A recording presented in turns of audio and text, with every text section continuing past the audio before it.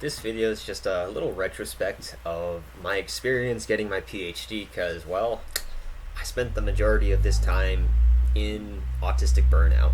I hope the machines outside aren't buzzing too loud. Mike's probably going to pick it up, but yeah, I just graduated with my PhD in condensed matter physics.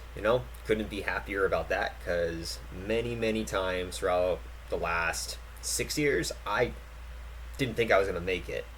And my God, there's so many reasons for that. But in the end, somehow I found a way to push through and get to the finish line. So here I am, just recounting the good and bad times. And not gonna lie, there's a lot of bad times. Autistic burnout's not easy, neither is getting a PhD. And when you put the two together, unfortunately, it's probably not going to be the best time. But, perseverance can take you a long way. It could also be a double-edged sword where you try to persevere past the point you should, but that's a different topic altogether. I just can't believe I'm where I'm at. And honestly, years ago, I wouldn't think I was going to be here.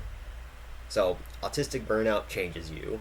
It often comes about because you have unmet needs in some way, just like regular burnout, but oftentimes it's caused by things like masking. A lot of stuff is easy for neurotypicals that is not easy for autistic people.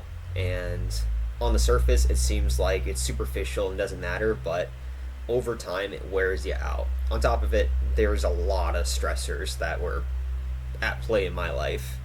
A lot of real issues. A lot of people who just weren't good people. I basically got to my PhD program and cut out everybody I knew.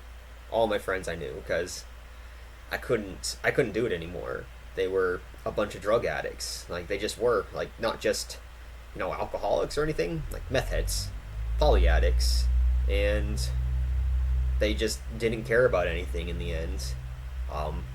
You shouldn't have a friend who holds a gun to your leg because it makes them feel powerful, for instance. So, autism's there, but basically having a real life stressor can just change us. And it did for me. I cut these friends out, and then I had another two friends die within 2 months of my PhD program, which sucked because there was a lot of things I was excited to do that I just didn't do in the end. The main goal was accomplished. I'm here, I'm a doctor, but at the same time, I just lost out on a lot of experiences, and I think this is a big part of autistic burnout, feeling like you're not living life, feeling like the clock's just ticking along and you're stuck here feeling the way that you feel. At least that's how I felt for a big portion of it, because first 2 months I was stressed out for sure, but it was kind of a relief to be away from the situation I was in for years. That is, not really carrying that burden of my friend's drug addictions. Like, I had to spend the night in jail one time because of one of my friends, and I didn't rat him out or anything. That's the friend who held a gun to my leg. Feels kind of slimy when you have their back and they just don't care about you.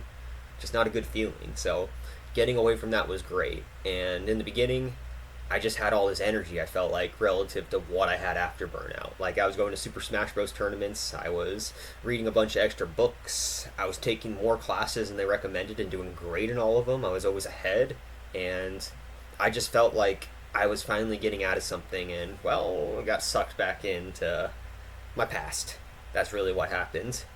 Really, my older brother says he's a warlock, and he casted a spell on me, so maybe that's what happened in the end. Maybe it was an autistic burnout. I'm kidding, but when burnout happened, oh my God, it just like, I don't think a lot of physics PhD students are as empathetic as they think they are. I think a lot of times coming across as empathetic is just part of that portfolio where you just want to check the marks and you come across as being a caring person, but really you only care about your own elevation. And I wholeheartedly believe that in so many people, because basically I don't feel like I was treated well, and that's just a common thing when you're in autistic burnout. People don't treat you well, which sucks, because when you're in the situation because of stress, you don't need more stress to keep you there longer, which is what happens in the end. I was in this thing for such a long time. I should have made more progress with my PhD faster, and that was getting to me, just like not living life. Just constantly feeling like I should already know this, I should have already done this, I should be working on this, and just not being able to. Just not feeling like yourself, not being able to remember things like I used to, know things like I used to, read things and stay there and read it for hours, just having trouble getting through a page, giving up and doing something else. In the beginning, that amounted to trying to get work done within an hour of meandering around. I would just get drunk and high and play video games. So, in a way, those times were fun in a dark sort of way. Very dark sort of way. I mean, I don't know what I needed in the time, but I don't think the video games were the problem. Alcohol probably was. The problem was the pressure I was putting on myself. I would just load up my plate and not do any of the work I needed to do.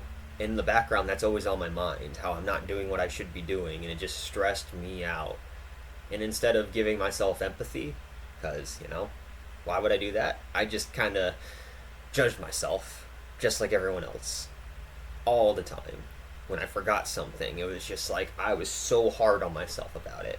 When I couldn't talk right, so mad at myself, because a lot of these problems are things I never really dealt with, at least since I was a 7-year-old. It's been a long time since I felt like the way I did in burnout.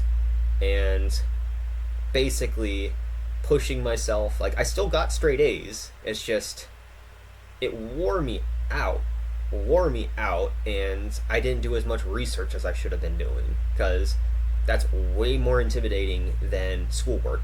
Schoolwork has like a sort of path for you to get through and something to stand on, while that's not necessarily the case for research. You kind of do that meandering around, not getting anywhere for a long time. And I was not in the right mental state for that, that's for sure. For a long time. I'd go through short periods, though, of getting out of burnout and making progress. Just sitting there and being patient with myself and being like, allow yourself to think. If it takes longer, it's fine. When I do that and did that, oh my god, it made the world of difference. So that's like one thing that I really learned out of all of this that helps me is you got to give yourself patience. You got to give yourself grace when you're going through these things, because a lot of times other people don't. You don't want to sound cynical, but that's just the truth of the matter.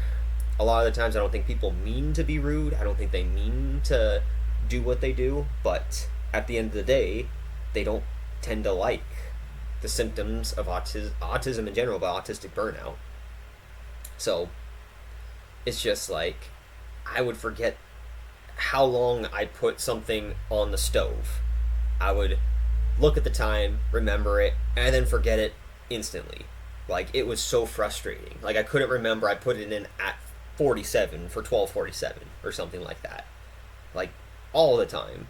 Now I'm back to this ability of being able to remember fairly long digits of numbers. Like, we have these duo security codes that we need every time we log in, and I challenge myself to just, like, look at it as a glance and put it back down and be able to put the number in, because a lot of it's recited from memory. So point being, my memory was so bad at one point, and it's something that I really relied on. It came back, like, largely at least. Like, it's not like I was never going to recover again, because that's how I felt for a long time. And really, I don't really want to talk about everything that went into this, but getting rid of the people who bring me down was a significant step. And unfortunately, you can't always do that. You can't always get rid of people who are toxic in your life. Sometimes you're stuck with them. We gotta learn how to live with them to some degree. But as far as friends go, if they are making you feel bad, it's almost better to not be around them.